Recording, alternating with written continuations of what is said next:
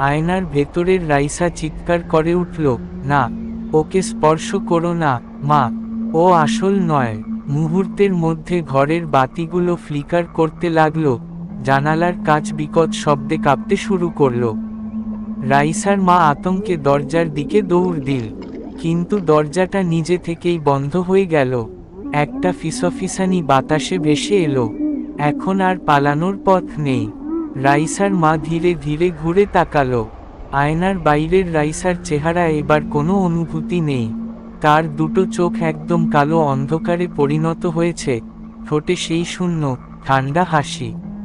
তার লম্বা চুল এবার ধীরে ধীরে ঘরের মেঝেতে ছড়িয়ে পড়ছে, ক্রমশ এগিয়ে আসছে তার মায়ের পায়ের দিকে।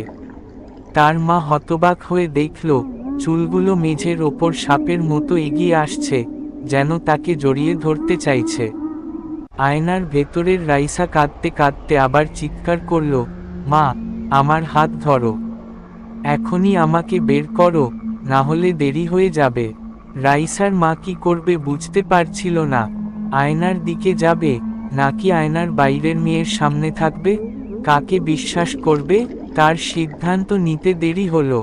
আর ঠিক তখনই রাইসার বাইরের প্রতিবিম্ব চুলের ফাঁক দিয়ে এক ঝটকায় তার মাকে আঁকড়ে ধরল। তার মা চিৎকার করে উঠল, না, আমাকে ছাড়। কিন্তু সেই লম্বা চুল তাকে শক্ত করে ধরে ফেলল, ধীরে ধীরে তাকে আয়নার দিকে টেনে নিয়ে যাচ্ছে। আয়নার ভেতরের রাইসা হাত বাড়িয়ে বলল, মা, আমাকে ধরো, না হলে তুমি হারিয়ে যাবে। তার মা শেষ মুহূর্তে কি করবে বুঝতে পারল না। তার সামনে মাত্র একটাই সুযোগ ছিল। সে কি আয়নার ভেতরের রাইসার হাত ধরবে, নাকি সে চুলের শক্ত বাঁধন থেকে নিজেকে ছাড়ানোর চেষ্টা করবে? তার সামনে সময় ফুরিয়ে আসছে, আর আয়নার বাইরের সেই অন্ধকার রাইসা এবার কানে কানে ফিসফিস করে বলল, বেছে নাও, মা। রাইসার মা দিশেহারা হয়ে গেল। তার শরীরের চারপাশে চুলগুলো শক্ত হয়ে জড়িয়ে ধরছে, যেন শেকলের মতো। সে ছটফট করে চুলগুলো সরানোর চেষ্টা করল, কিন্তু সেগুলো আরও শক্ত হয়ে বেঁধে ফেলল তাকে। আয়নার ভেতরের রাইসা মরিয়া হয়ে বলল, মা, আমাকে ধরো, আমি তোমার আসল মেয়ে।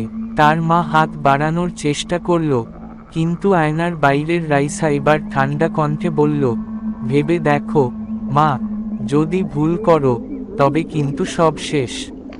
তার ঠোঁটে সেই অদ্ভুত হাসি, আর চুলগুলো এবার মেঝের ওপর দিয়ে রাইসার মাকে আরও শক্ত করে আয়নার দিকে টেনে নিতে লাগল। তার মা জোরে চিৎকার করল, কে আসল? বলো, আমি কাকে ধরব? আয়নার ভেতরের রাইসা কাঁদতে কাঁদতে বলল, আমি রাইসা। তুমি কি আমার কণ্ঠ চিনতে পারো না? আর আয়নার বাইরের রাইসা এবার হাসতে হাসতে বলল, মা, তোমার কি মনে হয় আমি মিথ্যে বলছি? তার কণ্ঠের গভীরতা এতটাই অস্বাভাবিক ছিল যে রাইসার মা আতঙ্কে শিউরে উঠল। এবার চুলের বাঁধন এতটাই শক্ত হয়ে গেল যে সে হাঁসফাঁস করতে লাগল। সে শেষ শক্তি দিয়ে এক ঝটকায় হাত বাড়িয়ে দিল, কিন্তু কাকে ধরবে? তার চোখের সামনে সবকিছু ধোঁয়াশা হয়ে আসছিল। চুলগুলো তাকে আয়নার দিকে আরও টেনে নিল। তার হাতের আঙুল শুধুমাত্র কয়েক ইঞ্চি দূরে। তখনই সে এক ঝটকায় আয়নার ভেতরের রাইসার হাত চেপে ধরল। আয়নার কাঁচ ধপাস করে ফেটে গেল। এক ঝলক তীব্র আলোয় পুরো ঘর ভরে উঠল। আর তারপর সবকিছু নিস্তব্ধ হয়ে গেল। রাইসার মা ধীরে ধীরে চোখ খুলল। সে এখনো বিছানায় পড়ে আছে। চারপাশে কোনো চুল নেই। জানালার পর্দা স্বাভাবিকভাবে নড়ছে, ঘরের বাতিগুলো স্থির। তার দৃষ্টি ধীরে ধীরে আয়নার দিকে গেল। সে তাকিয়ে দেখল, আয়নার কাঁচ ভাঙা, আর তার মধ্যে কোনো প্রতিবিম্ব নেই। তারপর পেছনে থেকে এক মৃদু স্বর ভেসে এলো, মা। সে ধীরে ধীরে ঘুরে তাকালো। রাইসা দাঁড়িয়ে আছে, তার চোখে ভয়, শরীর কাঁপছে। তার মা দ্রুত উঠে গিয়ে তাকে জড়িয়ে ধরল, তুই ঠিক আছিস তো, মা? রাইসা কোনো উত্তর দিল না, শুধু তার কাঁধে মাথা রেখে নিঃশব্দে কাঁদতে লাগল।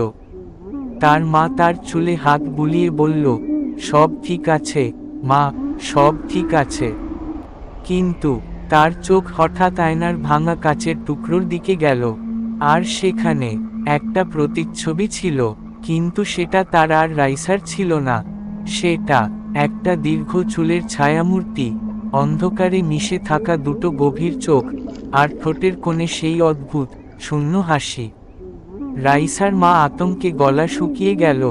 সে দ্রুত চোখ সরিয়ে রাইসার দিকে তাকালো। মা, তুমিই তো আমার পাশে আছো, তাই না? রাইসা ধীরে ধীরে মাথা তুলল। তার চোখ দুটো এখনো লালচে, কান্নায় ভেজা। হ্যাঁ মা, আমি ঠিক আছি। তার মা গভীরভাবে তাকিয়ে থাকলো মেয়ের চোখের দিকে।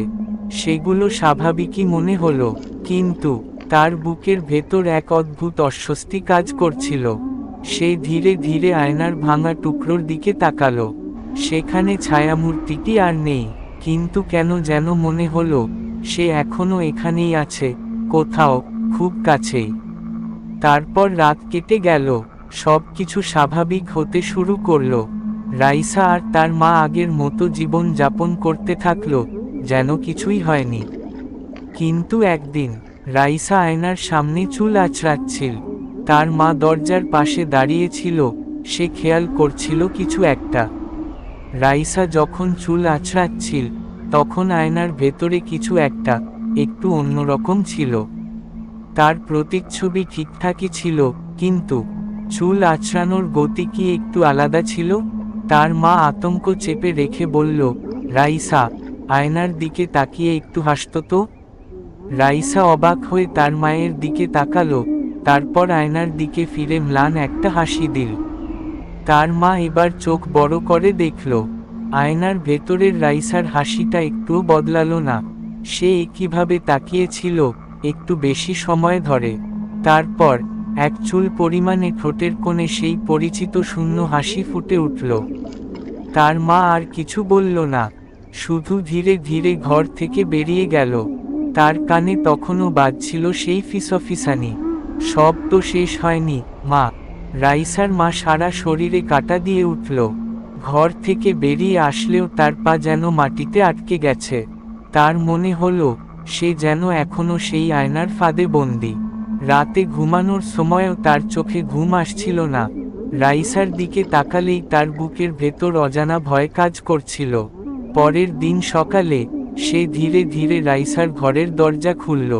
রাইসা আয়নার সামনে বসে আছে, চুপচাপ। তার মা ধীরে ধীরে কাছে গিয়ে দেখল সে চুল আঁচড়াচ্ছে, কিন্তু কিছু একটা অদ্ভুত। রাইসার হাত স্বাভাবিক গতিতে চুল আঁচড়াচ্ছে, কিন্তু আয়নার ভেতরের হাতের গতি একটু আলাদা। তার প্রতিচ্ছবি একটু দেরিতে নড়ছে।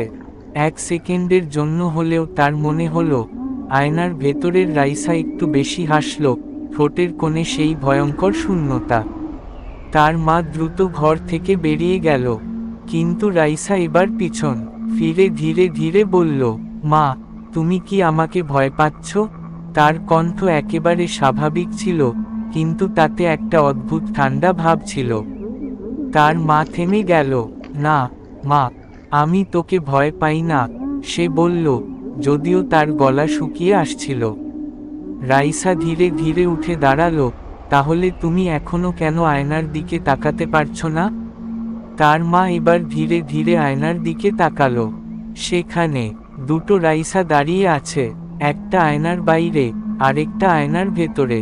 কিন্তু এবার আর তারা একসাথে নড়ছে না। আয়নার ভেতরের রাইসা 1 সেকেন্ড বেশি দেরি করে মাথা নড়াল, ঠোঁটের কোণে সেই পরিচিত শূন্য হাসি।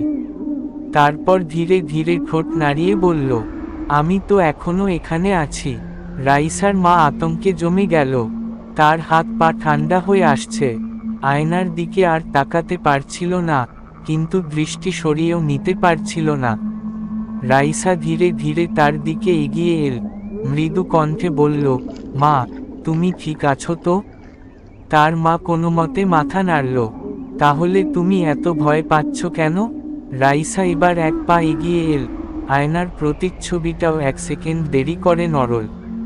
তার মা এবার পেছনে হাঁটে যেতে লাগলো, বুক ধড়ফড় করছে। সে জানে কিছু একটা ভয়ঙ্কর হতে চলেছে। রাইসা, আয়নার সামনে থেকে সরে আয় মা, তার কণ্ঠ কাঁপছিল। কিন্তু রাইসা তার কথা শুনল না, বরং সে ধীরে ধীরে হাসতে লাগলো। একটা ঠান্ডা, শূন্য হাসি। তারপর সে আবার আয়নার দিকে তাকালো। আর তখনই